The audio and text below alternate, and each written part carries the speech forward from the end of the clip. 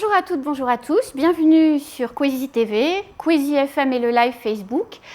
C'est l'heure politique, c'est votre rendez-vous quotidien maintenant. Politique, c'est le temps des débats à 6 jours du second tour des élections municipales. Le débat ce soir, c'est à Chirongui. J'ai la chance d'avoir autour de moi les deux candidats qui vont présenter leur liste et leur suffrage à vos voix le 28 juin prochain. Madame le maire Roukia Hadji, bonsoir. Bonsoir à la population mahoraise et tout particulièrement en salle de Chirongui. Bonsoir aussi Anne. Bonsoir Roukia. Monsieur Saïd Toumani, bonsoir.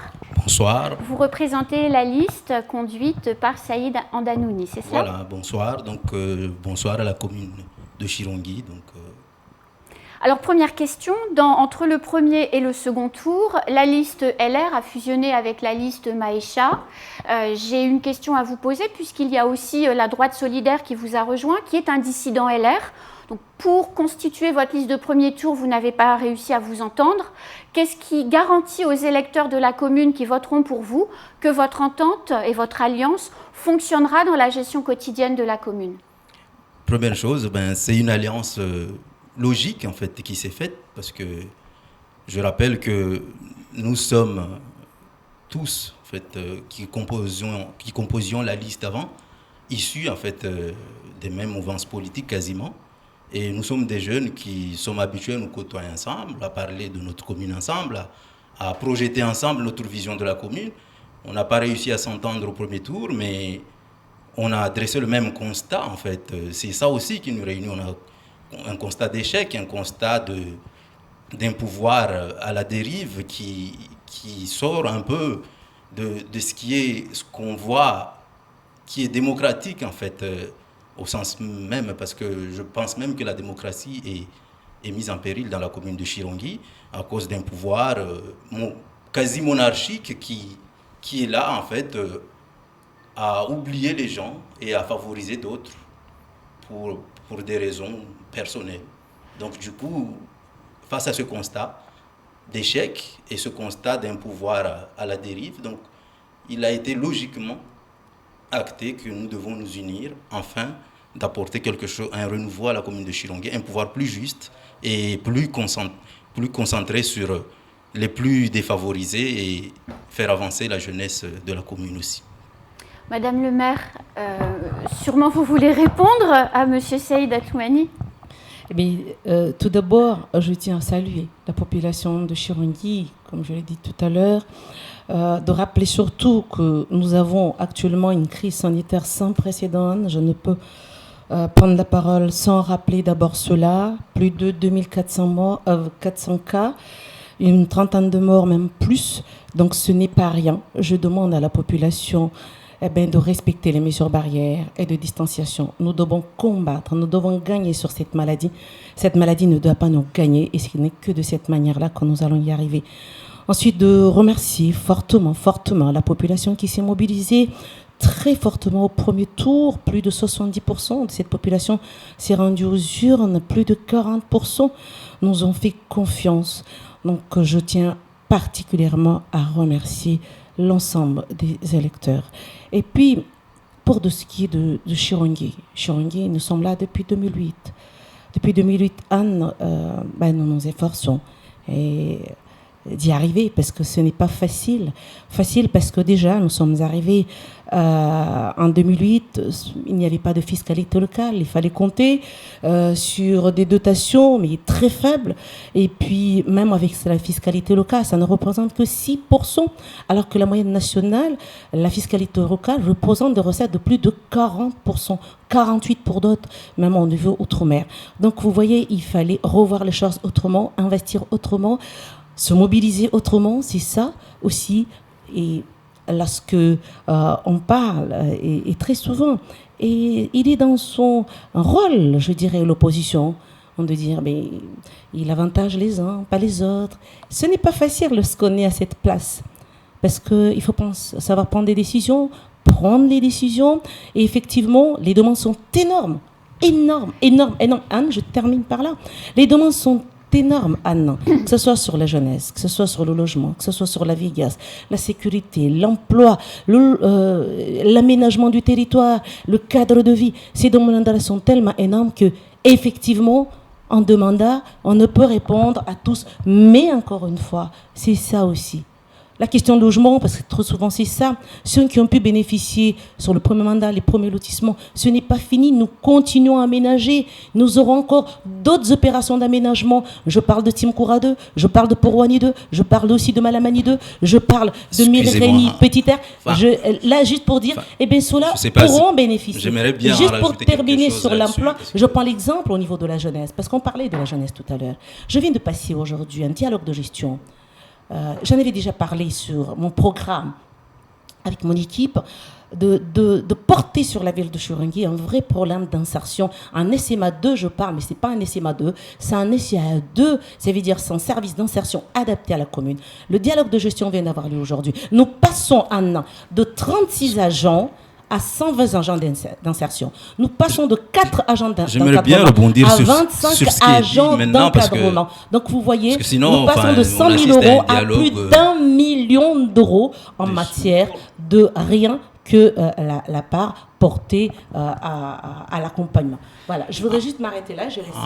En fait, moi je vais rebondir sur un premier point parce que elle a parlé de la jeunesse, mais on ne voit pas le résultat de sa politique de la jeunesse. Moi, une chose qui m'a sidéré, pas plus tard que dimanche, en fait, sa politique de la jeunesse, c'est les abreuvés d'alcool. Parce que pas plus tard que dimanche, dans mon quartier, à Mnadzini, qu'elle connaît bien, 2 de ses lieutenants ont rassemblé les jeunes avec des tonnes de canettes d'alcool. Et c'est ça la politique de la jeunesse. Puis on s'étonne qu'à Chirungui, la jeunesse détruit. La jeunesse, comme elle avait dit auparavant dans une autre chaîne, que la jeunesse fait des bêtises. Mais quand on leur donne comme solution, comme moyen de les appâter, l'alcool et la viande, enfin le mabawa distribué à tout va, ça m'inquiète. Pour quelqu'un qui parle de la jeunesse de cette manière, qui a une ambition pour la jeunesse de la commune de Chirungui, je suis inquiet. Parce que moi aussi je suis jeune, j'ai des frères qui sont au chômage. Et je me demande, c'est quoi la politique pour ces jeunes-là? Qu'est-ce qu'on leur apporte? En parlant, elle a parlé aussi, elle vient de parler du logement. Mais moi, je prends l'exemple. Moi, tout à l'heure, j'avais évoqué une administration quasi monarchique. Moi, je parle de Porouani. Je veux prendre l'exemple. Et puis, si je ne dis pas la vérité aujourd'hui, je la mets au défi de porter plainte contre moi en diffamation sur ce que je vais dire maintenant. À Porouani, c'est vrai, il y a un lotissement qui a été construit, qui n'était pas de son projet initial, mais qu'elle a mis en œuvre, qui a été fait. C'est elle qui s'est occupée de l'attribution. Comment ça se fait que ces conseillers y habitent dans ces logements-là? Des logements très sociaux. Et je la mets au défi de porter plainte si, en diffamation, c'est ce que j'affirme là n'est pas. Parce qu'ils ont détourné, c'est-à-dire il y a une loi, donc il fallait détourner la loi et passer par des systèmes pour tromper l'administration et attribuer à des conseillers qui sont en exercice et des anciens conseillers. Leurs enfants ont été attributaires de ces logements sociaux. Donc, il est bien d'avoir des projets de logements sociaux pour la commune de Chirungui. Nous aussi, on en a. Et on ambitionne à augmenter cela. Mais il faut que ça serve à la population de la commune de Chirungui. Il ne faut pas que ce soit des choses à distribuer entre ses partisans. Et ils se distribuent entre eux. Et ce n'est pas un vain mot. Moi, je ne citerai pas de noms parce que ce n'est pas l'objectif ici. Mais je tiens juste, quand on a des projets pour la commune, on sert les plus démunis, mais on ne se sert pas soi-même avant de regarder, de dire qu'on a des projets. Si ça n'avantage pas la population, ça ne sert pas à grand-chose, que ce soit dans la commune. Madame le maire, vous avez été mise en cause un peu, je crois. Oui. Je pense que vous pouvez répondre à la fois sur l'alcool et les mabawa, et puis ensuite sur les attributions de ce programme immobilier. Très bien. Alors, pour ce qui est, d'abord, je commence déjà par le programme immobilier. Lorsqu'on parle qu'il y a un conseiller, c'est-à-dire un conseil municipal qui est aujourd'hui... Qui est aussi fonctionnaire de l'éducation nationale. Ah, ça y est, maintenant j'en viens. Effectivement, un autre qui travaille aussi à la direction foncière de la collectivité. Donc, c'est très bien. Je vais y aller parce que moi, je ne suis pas du genre, quand il faut dire les noms, il faut dire les noms. Alors, juste pour rappeler, ce lotissement, il date de 2008, puisque nous sommes arrivés en 2008. Effectivement, nous l'avons À partir de 2011, la viabilisation, on a commencé non en 2010. La viabilisation, on l'a démarré. Les attributions, les constructions même de logements, parce qu'à l'époque, c'était facile, parce que la LBU, on mobilisait de la LBU, l'accession au logement n'était pas conditionnée par la CAF, notamment la suppression. Donc, les familles ont réussi à aller assez rapidement à construire leur maison. Parce qu'encore une fois, je le dis bien, une commune viabilise, mais ce sont les familles qui construisent. Les familles sociaux font appel à de l'aide au logement. Et pour les familles libres, achètent eux-mêmes. Donc j'ai un de mes élus qui s'appelle Abdoulatif. Lui, à l'époque, lorsqu'il a bénéficié de ce logement, c'est un père de famille avec une femme qui ne travaille pas avec des enfants. Donc, Madame, vous permettez quand même qu'elle puisse répondre. Je vais quand même terminer, s'il vous plaît. Donc, en 2008, effectivement, ce n'était pas un élu, c'était un administré comme un autre, a bénéficié. Le logement a été construit avant 2014, il est même rentré dans sa maison avant 2014. Oui, il a rejoint l'équipe et je me réjouis. C'est un formidable qui est le président de ma majorité, qui assure la sécurité. On voit aujourd'hui le résultat de la sécurité à Chirongui. Eh bien, c'est lui qui est à pied d'œuvre, qui est vraiment le chef-d'œuvre de ce travail, que je salue. Pour ça. Et sincèrement, je remercie à ceux qui ont vu un projet porté et de se dire, nous rejoignons cette équipe. Et il travaille avec nous, mais lorsqu'il a bénéficié de ce logement, il n'était pas un élu. Et lorsqu'on parle des enfants d'élus, là aussi, parce que tellement je veille à ça minutieusement, ce genre de choses, je sais qu'une des enfants d'une de mes élus, mais qui est, parce que nous avons aussi des lots libres, que nous appelons, et des lots sociaux. Les lots libres sont mis à la vente, c'est au prix normal, même vous, non, vous pouvez venir acheter. Lui aussi, n'importe qui peut faire la demande. Et là encore, il y en a, s'ils veulent acheter, ceux qui veulent, je parle des lots libres, ils peuvent acheter. Donc oui, la fille de Kibou, dernièrement, a acheté, mais il a acheté au prix de 80 € comme tout le monde. C'est le prix. Madame, donc, moi je si ne vous ai voulez, pas cité de nom. Mais je cite, je préfère citer au moins. Il y a un élu, mais vous ne le citez pas parce que vous savez que c'était ça. Ah mais on ne va pas s'attarder là-dessus. Mais je vraiment, si vous citez les noms, moi je suis quelqu'un, je cite les noms, je dis, et n'hésitez pas à dire c'est tel élu. S'il est élu maintenant, là actuellement. Il était élu en 2008, madame. Je connais. Votre liste de 2008. C'est pas grave. Alors, on va passer au thème suivant parce que je pense que c'est ce qui intéresse réellement. Et juste de dire, n'hésitez pas, pour Wani 2 va voir le jour. Tous ceux qui n'ont pas pu bénéficier. Madame, je vous dis, si je diffame, je vous permets de porter plainte. Donc. Bon, je pense que j'ai de quoi construire sur le territoire de Chirongui. Je laisserai à ceux qui croient qu'ils... Non, mais parce que on est dans une élection démocratique, madame. Absolument. La vérité compte beaucoup dans cette situation. Vous avez parlé de tout ça, mais la vérité compte beaucoup. Après, c'est des biens publics. Parce que là, on est à la limite d'abus de biens sociaux, madame. Ben oui, parce que quand un élu se permet de s'attribuer quelque chose qui a été financé par la collectivité, je ne sais pas. Je ne sais pas, mais on ne va pas s'attarder là-dessus. Moi, je tenais à informer ça parce qu'on a bien beau dire, on a une politique de logement, on construit cela, mais en attendant, les plus démunis, on les connaît, ils sont toujours à la ramasse. Ceux qui obtiennent ces logements, il y a même des gens qui ont de leur maison. Mais juste parce qu'ils ont soutenu Madame le maire, ils ont droit à être récompensés. Donc, la politique de logement, ce n'est pas récompenser mes partisans, mais c'est aider le plus démuni. C'est pour ça que ça a été inventé.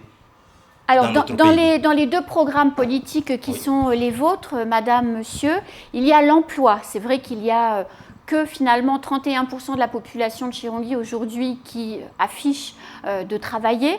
Comment fait-on, Madame, Monsieur, pour dynamiser l'emploi à Chirongui dans la prochaine mandature? Madame le maire? Allez, Monsieur Saïda Toumani, on y va. Moi, je vais vous dire, nous, on a constaté qu'il y a une jeunesse qui est là, qui cherche à se développer, qui cherche un meilleur avenir. Donc, on a pensé à une politique de l'emploi, mais d'abord à une politique de formation et d'éducation. Parce qu'on ne peut pas accéder à un emploi aujourd'hui sans avoir été à l'école ou sans avoir eu une formation adéquate pour répondre aux besoins de l'emploi. Donc, nous, première chose, c'est mettre au nord l'ensemble des écoles de la commune de Chirongui, voire même construire des écoles pour faciliter le travail des enseignants. Parce que depuis qu'elle est là, en 2008 qu'elle est arrivée, à Porwani, il y a un problème d'école. Il y a déjà eu la rotation. Et là, qu'est-ce qu'elle a fait à Porwani pour essayer de pallier à ça? Eh bien, je ne sais pas. Elle a construit une salle climatisée. C'est bien. Les gamins puissent se reposer. C'est des meilleures conditions. Mais l'autre école, il y avait rotation. Parce que là où elle a construit, c'est là où il n'y en avait pas besoin. Et l'autre école de Porwani, depuis que j'étais en CM2, c'est la dernière fois qu'on a construit une école sur ce site-là. Et là, qu'est-ce qu'elle a fait jusqu'à maintenant? Elle a construit un mur autour. Juste comme ça, parce que pour elle, ce n'est pas quelque chose d'important. En termes de formation, elle a créé un outil qui aurait pu être un outil formidable pour développer la formation et permettre l'insertion des jeunes. C'est ce qu'elle appelle le petit bâti. Mais ce petit bâti, il est devenu quoi? Il est devenu un outil politique. Et nous, alors que c'est un outil, avec la loi Hamon qui a été votée pendant la mandature de Hollande, on favorise les structures comme ça qui entrent dans l'économie sociale et solidaire. Elle est présidente de Mlezi Maoré. Elle sait ce que c'est l'économie sociale et solidaire, qui appartient à un groupe OSS, qui est une grande entreprise de l'économie sociale et solidaire. Elle aurait pu utiliser cette expérience-là pour favoriser le développement de ces jeunes et leur permettre une meilleure insertion. Mais elle a utilisé cet outil comme outil politique pour tenir les familles en laisse et avoir... Madame, permettez-moi de dire les choses. Parce que moi, je ne dresse pas seulement un constat, mais cet outil, elle va être rénovée et le mettre au cœur de la jeunesse pour permettre à la jeunesse de la commune de Chirongui d'obtenir de véritables formations, de véritables moyens d'acquérir. Madame, elle parle, donc je ne sais pas. Elle est un petit peu en retard par rapport à vous, monsieur. Mais donc je compte le temps. Cet outil doit permettre à cette jeunesse d'acquérir cette expérience afin de pouvoir aller se vendre ailleurs. C'est-à-dire le mettre au cœur en recrutant des gens plus compétents pour les former dans n'importe quel domaine qui sont intégrés dans cet outil-là. Madame le maire. Alors déjà, au niveau de l'emploi, effectivement, il y a un vrai sujet, il y a un vrai travail à faire. Nous avons commencé, lorsqu'il parle de petits bâtis, il n'y a pas que petits bâtis, c'est 3 chantiers, c'est ce que je parlais tout à l'heure. Nous avons créé d'abord au départ 3 chantiers d'insertion, nous avons démarré comme ça. La seule commune, le seul CCAS de Mayotte qui a pu bénéficier d'un agrément de chantier d'insertion, c'est la commune de Chirongui. Au départ, nous sommes partis par 3. Bien sûr, comme partout, c'est une première, il fallait apprendre.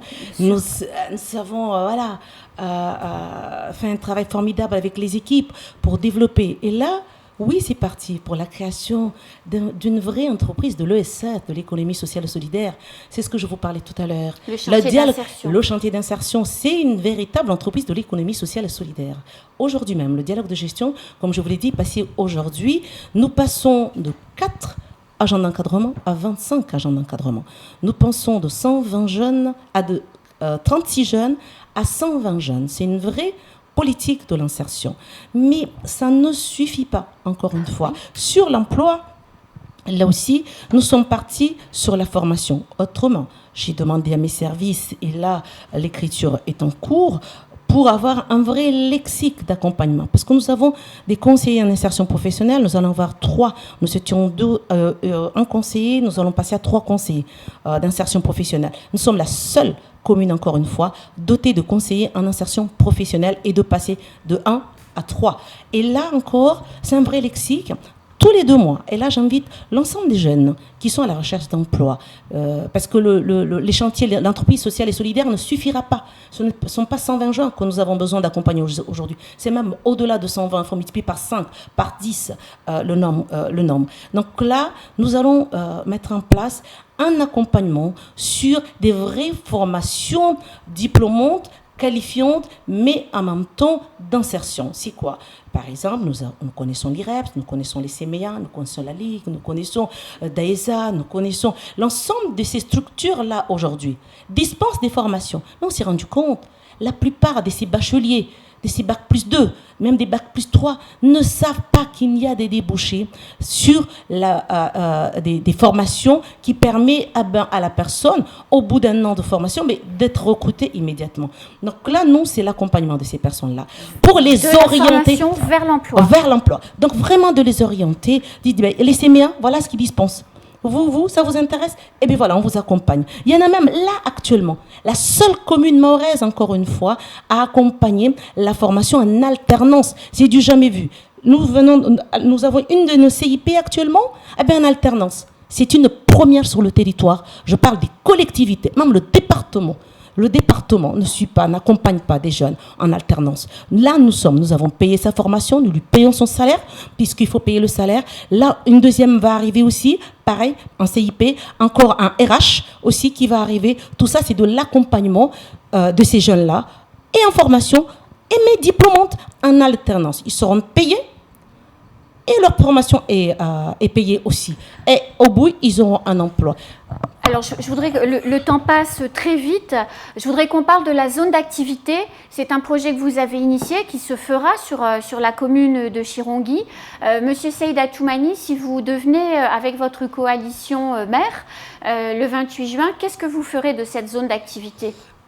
Avant d'en arriver là, j'aimerais rebondir un peu sur la formation aussi. Il y a la création d'emplois dans la commune parce qu'il y a une chose qu'elle oublie, exprès ou pas, mais nous, on l'a mis dans nos projets, c'est la création des crèches dans la commune de Chirongui. Depuis 12 ans, je pense qu'elle n'a pas suffisamment vécu dans la commune pour comprendre que les gens, ils ont des problèmes avec de garde d'enfants et tout ça. L'école maternelle ne suffit plus. Parce que, voilà, l'école maternelle, c'est jusqu'à 3 ans, mais les parents, ils ont des temps limités de congé maternité ou paternité, donc ils ont besoin de tout ça. Et ça, c'est créateur d'emplois. Et moi, nous prenons l'engagement ici que si nous arrivons au pouvoir, en moins d'1 an, nous mettrons tout ça en place. Et puis, les gens peuvent dire, mais comment vous allez faire? On peut parler de problèmes de bâtiments, mais il y a plein de maisons dans la commune qui ne sont pas utilisées et qui peuvent être aménagées pour être mises en place par rapport à ça. Et ça, c'est créateur d'emplois. Et elle, qu'est-ce qu'elle a fait des maisons libres? Elle a amené son association avec son lot de délinquants dans la commune de Chirongui à Mréréni. Donc, pour venir sur les actes de Mramadoudou, c'est bien, ça a été conçu. Moi, je ne dirais pas que c'est une mauvaise chose pour la commune de Chirongui. Une minute. Mais la commune de Chirongui a besoin de logements. Et tout à fait. Mais nous, on va le remettre au cœur des préoccupations des plus de la commune de Chirongui, c'est-à-dire des plus nécessiteux. Ça ne va pas être un projet avec une concession privée, ainsi qu'on connaît les pratiques à Mayotte, avec l'usine de dessalement de Petit Terre. Elle n'arrive même pas à mettre le projet en place alors qu'elle a reçu plus de 9 millions d'euros. Il faut que vous vous arrêtiez, monsieur, parce qu'après, on va avoir un problème de temps. Madame le maire, 1 minute pour la ZAC. Qu'est-ce que vous allez réaliser dessus? Oui, la ZAC, c'est parti. Une minute, la ZAC est partie. Le concessionnaire, effectivement, c'est un groupement de la CIM avec le groupe Vinci et le groupe d'autres partenaires privés, c'est-à-dire des architectes et des bureaux d'études, des environnementalistes. C'est parti. Le premier dialogue, c'est-à-dire le comité technique a eu lieu il y a à peu près 2 à 3 semaines. C'est pour nous les premiers tractopelles. Nous arrivons, les premières machines vont arriver fin 2021 pour une programmation. Il faut compter 2 ans, à peu près 6 ans pour aménager entièrement 12 hectares, 500 logements, des équipements de proximité comme la gendarmerie, comme les centres pompiers, comme une maison de santé, comme une école, un plateau sportif, c'est tout ça. Donc je remercie fortement puisque nous n'avons qu'1 minute sur cette ZAC. Est-ce qu'on a encore d'autres minutes ou là c'est fini? Alors il vous reste, gardez le micro, Madame le maire, il vous reste 1 minute pour conclure puisqu'on arrive déjà à la fin de cette émission. La conclusion encore du challenge. Nous sommes dernière ligne droite. J'appelle la population de Chirongui. Oui, ma population. Au premier tour, on s'est rendu énormément aux urnes. 40%. Et là, il nous faut plus de 50% pour y arriver. Continuer ce vrai challenge. Et je termine par là. La jeunesse sera au cœur. La vieillesse sera au cœur. L'intergénération sera au cœur de la politique publique que va porter encore cette mandature. Et enfin, terminer, Anne, de dire l'encadrement, le cadre de vie sera aussi au cœur de la politique publique qui sera menée sur cette mandature. Je vous remercie. Venez voter massivement le 28, massivement l'équipe Niamoja, La République en marche, qui est portée par moi-même et toute mon équipe. Merci. Monsieur Seida Toumani, 1 minute. Donc, moi, je demande à la population de commune de Chirangui de confirmer leur choix du premier tour, à savoir désavouer l'équipe municipale en place. Donc, de nous redonner confiance, l'ensemble des listes qui étaient là, parce qu'ils se sont unis, c'est pour être plus forts, de remettre de l'unité et du vivre ensemble, en fait, dans la commune. Et puis, je tiens à leur dire qu'ils doivent nous donner confiance parce que c'est plus la peine de donner confiance à une personne qui a fait ce qu'elle a pu. Elle a atteint ce qu'elle a pu. D'ailleurs, elle ne s'intéresse même plus à la commune de Chirangui parce qu'elle nourrit maintenant des ambitions nationales, notamment les sénatoriales. Donc, du coup, ce n'est pas la peine d'élire un maire. Mais ce n'est pas une conclusion. Ce n'est pas la peine d'élire un maire pour 2 ou 3 ans qui ne finira pas son mandat. Donc, donnez-nous la confiance et nous mettrons le social, la jeunesse au cœur de la politique de la nouvelle municipalité. Merci. Nous arrivons à la fin de cette émission.